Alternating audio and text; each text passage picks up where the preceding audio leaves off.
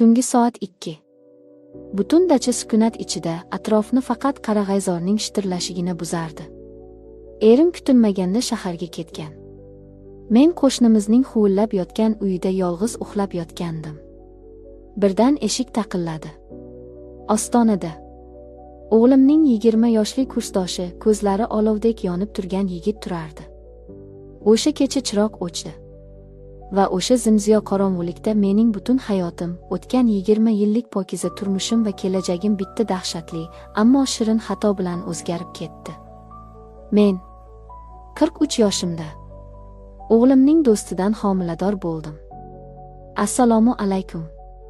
Hayotning kutilmagan zarbalari va yashirin ehtiroslariga qiziqadigan qadrdon hikoyachi Momo kanalining kuzatuvchilari. Bugun men sizga shu qadar og'ir, shu qadar uyatli va ayni paytda meni osmonlarga olib chiqqan iqrorimni so'zlab bermoqchiman. Agar siz bizning pinhona sirlarga to'la dunyomizga ilk bor qadam qo'yayotgan bo'lsangiz, obuna bo'lishni va like tugmasini bosib qo'yishni unutmang. Qulayroq o'tirib oling. Chunki bu hikoya sizning yuragingizni larzaga solishi aniq. Mening ismim Nargiza. Rossiyaning sovuq, ammo go'zal shaharlaridan birida yashayotganimizga mana 18 yil bo'ldi. Erim Murod aka bilan turmush qurganimizga 25 yildan oshgan. Biz baxtli edik, chindan ham baxtli edik. Erim yirik kompaniyalardan birida katta lavozimda ishlaydi, men esa uydaman, ba'zan tarjimonlik qilaman. Moddiy jihatdan hech narsadan kamimiz yo'q edi. Lekin bizning faqat bitta katta darmonimiz bor edi. 22 yoshli o'g'limiz bor.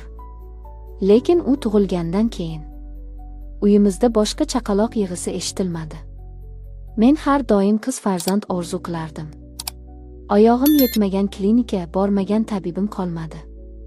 Qiziq joyi shundaki, analizlar, shifokorlar har doim bir xil javob berardi. Sizlar mutlaqo sog'lomsizlar, shunchaki kuting.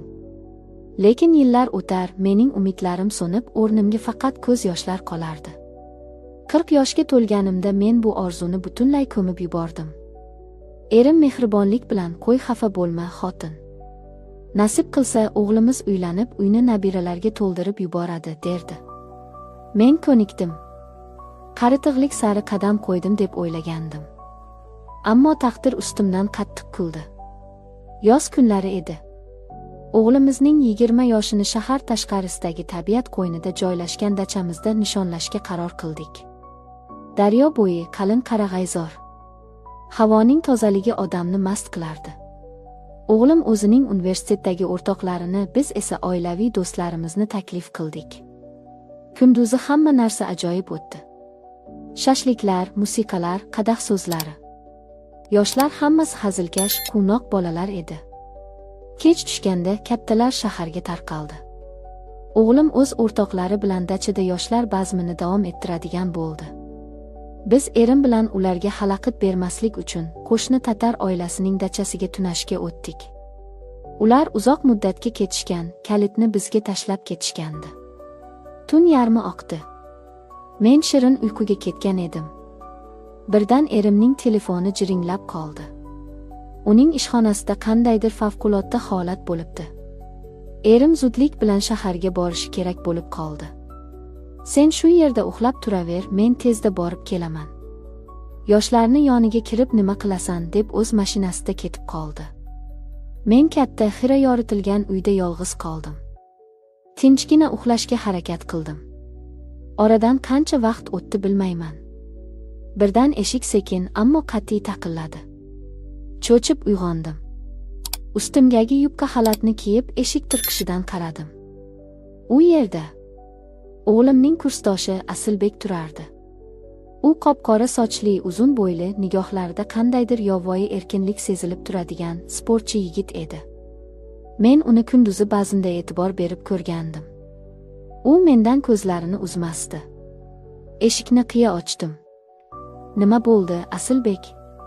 Tinchlikmi, dedim hayron bo'lib. Uning ko'zlari qizarib ketgandi.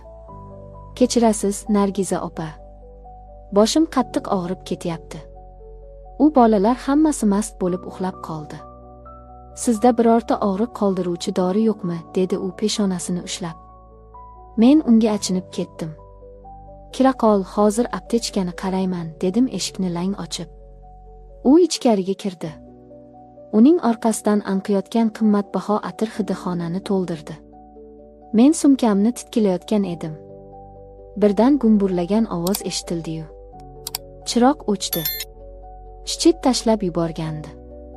Butun uy qop-qora zulmatga burkandi. Faqatgina derazadan tushayotgan xira oy nuri xonani biroz yoritardi. Kechirasiz. Dori, deb o'girildim. U menga shunday yaqin kelib qolgan ediki, nafasi to'g'ri bo'ynimga urilardi. Menga dori kerak emas, dedi u shivirlab. Uning ovozida shunday ehtiros bor ediki, mening oyoqlarimdan mador ketdi.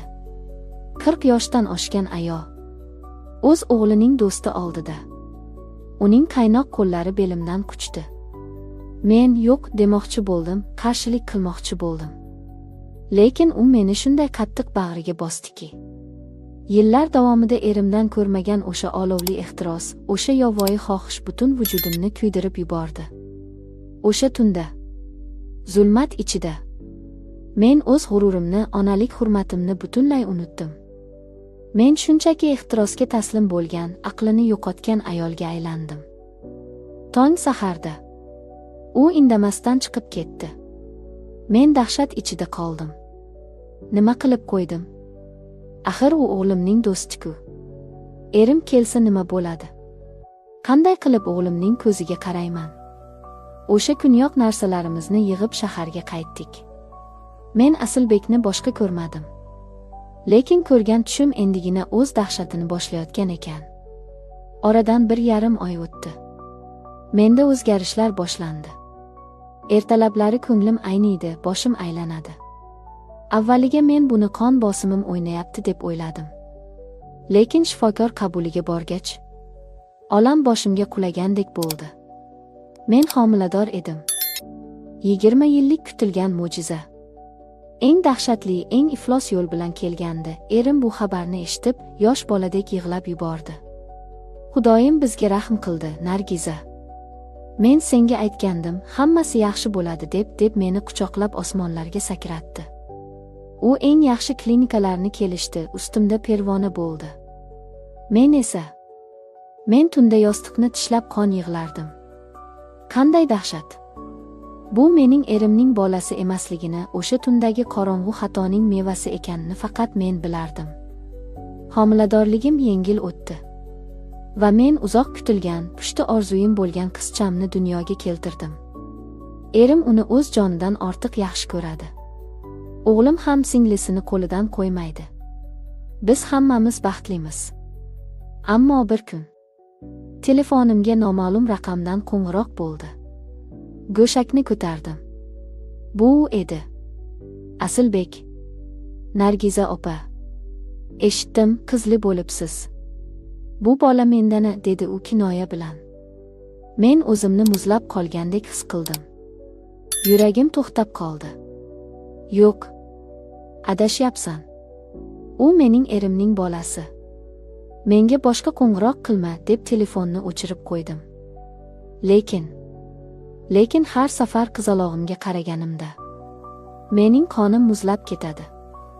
Uning xuddi Asilbeknikiga o'xshash qop-qora, o'ynoqi ko'zlari, uzun-uzun kipriklari va o'sha dahshatli tunda ko'rgan qoshlari bor. Yaxshiyamki erim ham qora qosh, qora ko'zli inson. Hech kim shubha qilmaydi. Ammo mening ichimni qora ilon har kuni chaqadi. Agar bir kun kelib Asilbek mast bo'lib o'g'limga hamma narsani aytib bersachi? Agar ertaga bolam o'sib butunlay o'sha yigitga o'xshab qolsachi? Men bu sir ostida qanday qilib tirik yuribman o'zi? Aziz ayollar, opa-singillar. Ehtiros bu lahzalik olov ekan. U bir soniyada sizga butun osmonni va'da qiladi, lekin butun umrga sizni jahannam olovida kuydirib tashlar ekan. Men o'z baxtimni yo'qotishdan o'lgudek qo'rqaman. Mening baxtim yolg'on, xiyonat va qo'rquv ustiga qurilgan qasrdan iborat. Siz mening qismatim haqida nima deb o'ylaysiz? Mening sirrim qachondir ochiladimi? Iltimos, izohlarda o'z fikringizni yozing. Sizning daldangizga, balki nafratingizga ehtiyojim bor. Agar shu og'riqli xato kimningdir ko'zini ochsa, men maqsadimga yetgan bo'laman. Kanalimizga obuna bo'ling va videoni tarqating. O'zingizni ehtiyot qiling. Xayr.